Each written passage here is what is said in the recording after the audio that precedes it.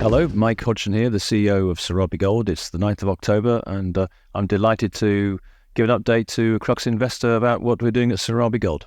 Mike, good to see you again. It's been a while. I think we saw a press release last week about sort of the increase in resource, which was obviously very, very welcome. But can we have a conversation in the context of not a lot has happened in the last 2 years, it seems. And I think your shareholders are slightly frustrated by the fact that not a lot seems to be moving forward. So, okay, let's start with the resource, but I need to understand why it's important. Well, the resource is we're delighted with it. It's been a bit of it's been a long time coming for a whole host of reasons, but principally the pandemic. We had streamlined ourselves down to a very, very small, lean and mean operation. Drilling had stopped, etc. So in 2022, we started a huge amount of catch-up drilling, having not done or done very little, minimal drilling in all that time. So this resource update is the consequence of a really aggressive underground drill campaign at the Palito deposit, a little bit at Sarachica, mostly at Palito. And it's great. I mean, we've increased the resource by about 20-odd%. The grades have been the thing that most excites me. I'm a geologist, so of course I will do.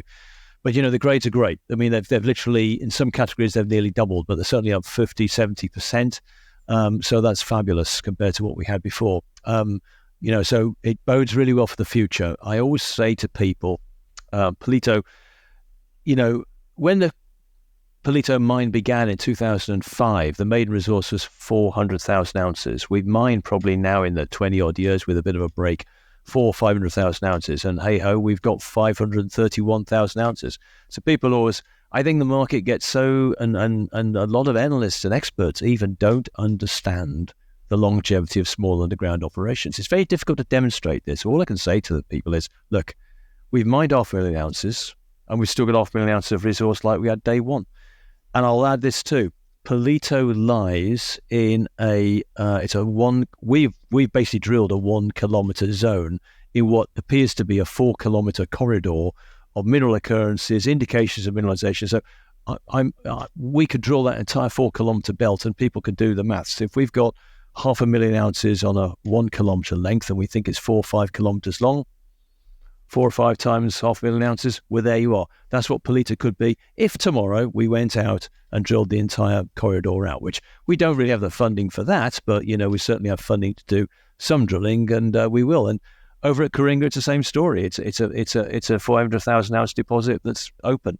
So the group has 1 million ounces of resource now for the first time ever. Great starting point. Okay, and I get you're playing catch up, and I appreciate a lot of stuff has happened, but a lot of stuff's happened to lots of companies in terms of, producers, developers, and juniors alike. Are you making money? We're making money. We're doing really well. In fact, I know people are frustrated about the share price, and I'll come on to why that is in a moment. But I would say today, and I'm sure Clive, CFO, would actually confirm this, we're probably enjoying our best time that since he and I have been with this company, and we've been with this company a long time. We're generating probably, you saw in the last quarter, we're basically generating $1 million a month. And I think from the beginning of the year, we've nearly been $1 million a month free cash flow all the way through. And so as a business, it's going gangbusters. We are funding, and that includes the development of Coringa. We're paying for that out of cash flow. That includes all the drilling we're doing. Okay, we've got the drilling on the special JV we've got going with Valley, that's separate. But the actual mine site drilling, the brownfield exploration, the development of Coringa, the capital requirements that we need, we're doing it all out of cash flow and accumulating cash at the same time, which is a great place to be. And I don't think many others are doing that. No, they're not. I think the problem in the market at the moment is access to capital for 50, possibly 70% of the market for sure. But I've got to focus on what you're doing, which is right. So $1 million free cash flow is great. Moving Coringa along is great. If you can, where are you with regards to licenses at the moment? Well, I think this goes back to what your first question was about the whole share price suppression and the disappointment, et cetera, et cetera. I don't want to keep going back about COVID. It's a long time ago now, but at the end of the day, it wasn't simple to get over that. We had COVID, and we had COVID in Brazil, which is kind of worse than just COVID. And so we kept going, which was great, but there was an impact of that, as I've said, and we've come through that. when we bought Coringa, I think the market sees the delay at Coringa as a concern. Yeah, we do too. But I think, the AGM last year, I remember some of the investors were very frustrated about, you said we'd have this permitted in sort of, a year ago, and we aren't. We have been asked to do something which no one has ever been asked to do before. The project at Coringa, not to get too technical here, but it lies 11 kilometers from an indigenous frontier. The law in Brazil is quite straightforward. If your asset is within 10 kilometers from an indigenous frontier, you're obligated to do a further tier of permitting, which is an indigenous study. So we didn't need to do one, and all the authorities in Brazil agreed with that. We didn't need to do one. We then got bowled a curveball by the public prosecutor in Brazil saying, I know all that, but I still want you to do one. Now, we could have sat there, locking horns with these guys for 2, 3, 4 years. What's the point? We just decided, hell, we're confident about this project. We know it's good. We know it's robust. We know it's going to have minimal to zero impact. Let's do the study and have done with it. That has had a time impact. It's put us back about a year. Okay, the study's now been done. It's now being kindly sort of signed off on by all the stakeholders. You saw on the 27th of July, we reached an agreement with all the stakeholders in the region, including all the indigenous communities, who are now 100% in support of the project. They want the project. Everybody wants the project. We've just got to go through the process of proving the zero impact this project has, and that's what's now going on. So I'm hopeful by the end of this year, we'll have the ECI completed. We'll have a further study called a PBA, which is a basic environmental plan, where you demonstrate what you're going to do for the local people to actually mitigate or the impact of any possible impacts of the project, etc. And we'll have that done. And that will allow us to actually get the LI, the installation license at Coringa, which will increase our current development ounces coming out of Coringa and put it into full production. As I've said to you before, we're not going to build a process plant. We're going to continue with this wonderful kind of cheap scenario we've got, where we're going to be crushing and ore sorting and sending high-grade product to the Palito plant for processing, and the operation will expand. And I think next year we're going to see a modest increase in our ounces coming out of Palito, and then the years after we're going to grow and grow. And again, our emphasis is grade, grade, grade. That's what we're all about. We're underground, we're high grade. We know we got high costs because we're underground, but we conquer that. We beat that by grade. And that's why this resource upgrade showing the really high grades we've got is so important. So we're going to focus on being a really high grade producer. And that's all, that filters down to that margin. So that $1 million a month we're getting at the moment should only get better. Well, if I look at your market cap at the moment, just over £21 million, right? Yeah. And you're generating free cash flow $1 million per month. Doesn't make sense, does it? Not a lot of sense, no. So let's be clear about what you think is driving that downward pressure. Obviously, all gold, all precious metal equities, in fact, all equities in the mining space at the moment, under a lot of pressure. But you're throwing off cash. So do you think getting the indigenous population on board should have been signaled, because it doesn't seem to have much of a reaction, should have signaled serious intent on their part to allow you to do what you want to do? Will this answer the questions in country from the public prosecutor to allow you to do what you want to do? I've been to quite a few events recently in Brazil. I was down at the LATAM conference 2 weeks ago in São Paulo, and everyone always comes up to us and says, "That's great. That agreement you got in July was fantastic." It's kind of and so it's really recognised in Brazil, the progress we're making. It's lost on the market in London, I'm afraid. I just don't think they sort of get the nuances of Brazilian politics that well. So we put out the press release and people just went, okay, interesting. But you still haven't got the LI. So it's it's kind of, I think here is people are very much wait and see. And they're still very cautious about our ability to permit Coringa. But Matt, as far as I'm concerned, the train has left the station. We're going to get the permit. It may take a bit more time, but I think now, with all the stakeholders on board, the public prosecutor will ultimately give us the permit. Because at the end of the day, with everyone on side, he's already indicated, well, that's it. If you demonstrate that the local population are all in support of the project, fine, that's good. So it's just a case of working our way through the process and, minimizing the delay we've already had further and just trying to conclude. Okay, well, let's talk about exactly what you're going to do, because if I look back to that announcement back at the end of July, you went from 22 to 27, and I think people took a lot of profits, felt that was a high, and they took the opportunity to kind of cash in on you, and it went shooting back down to 22, 23 again. So maybe people paid attention to it, but didn't believe it would have sustainable impact on the share price, right? So come back to this $1 million a month free cash flow. You've paid down a lot of debt over the past couple of years. There's still a little bit on the balance sheet. You've got effectively two big projects and Palito as well. It's Palito in there as well. What are you going to do with each one of those assets? Because I look at these things like you've really suffered from not being able to throw a lot of money at exploration until recently, and even then, not a lot. And I just wondered what would happen if you did. Are people valuing the ounces out of the ground? Are people valuing discovery? What do you think people will value? So therefore, what are you going to focus on? Well, I think what we can once we get the permit at Coringa and we can accelerate. All we're going to do there is just accelerate our rate of mining. We're not going to do any big capex there at all. So we've now found this much cheaper, which should be music to the ears of shareholders.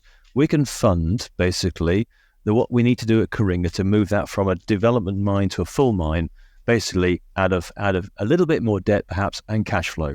There's no more dilution coming down the pipe, as far as we're concerned. That's certainly not our plan. So that's going to see the business run from the current sort of. This year, hopefully, we'll do 35,000 ounces. We're certainly on guidance. We hope next year we'll be through 40,000 ounces. The year after we'll be well into the 50s, and the year after that we'll be pushed into the 60s. We're doing all of that with no capex, just a little bit of capex at Coringa, and it's just acceleration of mining at Coringa. So, we're going to double our ounces with basically no dilution and no very, very insignificant capex. So at that point, the business is going to be throwing off a lot more than $1 million a month. That's it. Now, I think at that point, if someone isn't knocking on the door of Serabi and saying that's a very nice looking business, and we've got to be honest about what our role is in the mining space, that we are we're there to acquire or be acquired, depending. But I'm sure that should be very much reflected in our share price as we show this growth. I really do hope so. Obviously in parallel to this, we've got the greenfield exploration which is going on with Valley. That's going very well. We're continuing. Hopefully, they're going to continue next year and continue that arrangement there. So that's actually kind of the greenfield exploration is kind of looking after itself with them. It will leave us with a lot of cash. Some of that money we're generating, we will focus on brownfield exploration. We'll be focusing on taking our 2 500,000 ounce deposits to 1 million ounce deposits. So we'll be going from like 500,000 ounces, Palito and Coringa each, to 1 million Palito and Coringa each. Now, we're not going to do that in 5 minutes, but that's the obvious objective. And of course, with that, you can actually sustain a larger production rate at both mines. So who's to say? What our immediate plan is to basically have a capex light business plan that's going to basically maximize the ounces with the infrastructure that we've got. When we expand Palito resource and Coringa resource accordingly, we will then look at how do we actually go to the next step, 60,000 ounces to 100,000 ounces organically. That's going to be more plant capacity. Now, we can either go back to the idea of putting the plant back at Coringa when everyone's got used to having a business there and we've actually got the full permits, etc. That's one option.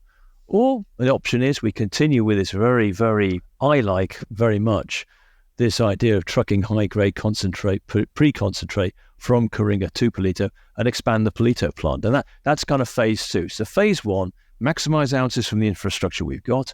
Phase 2, having drilled Palito and Coringa, seeing where the resource growth is, expand the process plant wherever it be, which takes us from 60 to 100,000 ounces. That's the immediate organic growth plans of the company. Okay, now just talk to me about the Matilda Copper. Was it this Copper Alliance? It's the J. It's at the moment. It's just a five. It's Valley investing $5 million in our greenfield exploration on our greenfield sites in and around Palito, and they're focusing probably about 60% of that burn rate is at Matilda, which is a porphyry copper deposit, which has been discovered, say, in our tenement. So that's right. Okay, and we've got 2 rigs there drilling away right now. Okay, and I think it's the Exploration Alliance. I'm just trying to get my words mixed up there. Okay, so and then can you just tell us a little bit about? You've told us obviously what they've allocated to that, and if they like what they see, they'll carry on. But can you tell us the search of the daily? Remind me again. Okay, so basically, simplistically, it's they'll spend $5 million this year until February next year, and then they'll make a decision if they want to proceed. And next year, to take it through for them to actually continue to farm in or earn in. Well, actually, the joint venture alliance actually kicks off properly after this $5 million has been spent, and they decide whether they want to proceed or not. If they want to proceed, they would actually go forward they could spend as little as 2.5. The minimum they could spend is $2.5 million per year for the next 5 years until they've spent a maximum of $10 million to get it through to pre-feasibility study stage, to which they've earned in. And then after that, they want to go to the next stage, like bankable feasibility, to get to 90%. They expend another $10 million. Then there's all kinds of milestones. If they want to go from 90 to 95%, I think it is. I forget now. It's another $10 million. Then at the end of the day, they earn all the way in until we have a royalty left at the very end. But for us, it's just money coming in. We're actually using a little company like Serabi can't be getting involved with evaluating a copper porphyry deposit. It'll blow us to pieces. So of course we're kind of using their desire to do this and spend to help fund. This first $5 million, about half of it has been spent on assets or not assets, projects, prospects, anomalies we've got in and around Palito, which have no chance of being a porphyry copper deposit, but we've used their dime to do it. And we're still getting results in from that, and that will continue into next year. So the whole idea is, And where are they at the moment with that? Because they've obviously done about 9 holes. Well, I think last time I saw it, about 9 holes. Now we're probably what are they seeing? Well, what we're doing at the moment, we're furiously drilling step-out holes on the first kind of 5 successful holes. We're also doing geophysics, IP, induced polarization, terrestrial geophysics, and the whole idea is, if you can actually do geophysics over where you've got drill results, and you can actually try to match a chargeability anomaly with real results. So if that chargeability anomaly then extends, they can kind of extrapolate what they might have there. So we're just going against the clock really to find something that's good enough grade and big enough to sort of flick their switch for them to go forward. Okay, and I just want to finish off because it really was meant to be a quick one, but for me, you've got 2 audiences that you need to talk to and help understand what the opportunity is. Okay, clearly you're existing. I would say at this point, long-suffering shareholders are looking at this saying, "Come on, we're a year late because of the work that you're having to do at the moment. What's next?" And then you've got a whole bunch of people who've never considered Serabi Gold, and thinking, well, $21 million and it's producing free cash flow of $1 million a month, and you've got all of this opportunity in front of you. This looks like good value to me. But those 2 very different audiences. One potentially could be looked at as an overhang because they're going to want to check out soon, unless you say to them, why should they hang on? Well, I'm one of those people myself. I know I'm employed by Serabi as well, but the bottom line is I do actually believe, we are at a pivotal moment. Well, not a pivotal moment. We are at the moment ready for liftoff. That's it. We now have, and as I said, I don't want to be sort of rude by saying I don't think people understand in England in the UK what that agreement meant. As I said to you before, as far as I'm concerned, the train has left the station. We will get the license. The question is when. And I don't think we're going to be waiting anywhere near as long as we have been waiting to get it. So there's going to be, I'm sure when we get that LI, whether it be the end of this year or early next year, that's going to be a real sort of moment for Serabi. We'll have the money to really accelerate Coringa and grow. We've got a perfect business plan, CapEx light. that's going to allow us to realize those ounces, bang, straight into the bottom line of our cash flow. That's it. So this will be lift-off time for our existing shareholders. So a little bit more patience, please, from them. But, I do really believe, we are going to be successful now. There have been times in the last 18 months, 2 years, where I really have doubted it. But now that we've got the indigenous people on side and all the stakeholders wanting the project, feeling the benefits of us there already, can't see that changing. I really can't see that changing. New shareholders, hell, what's not to like? It's as you say, it's a small company generating positive cash flow, huge development upside. With a development project, we've got the full cycle. We've got an existing mine, we've got a mine to accelerate and build, which is going to deliver high grade ounces, which is going to really increase our cash, and we've got beautiful brownfield and exploration upside. So it's we've got a bit of everything. So for new shareholders, new investors, buying at the bottom of a low price like this, they've got a wonderful opportunity.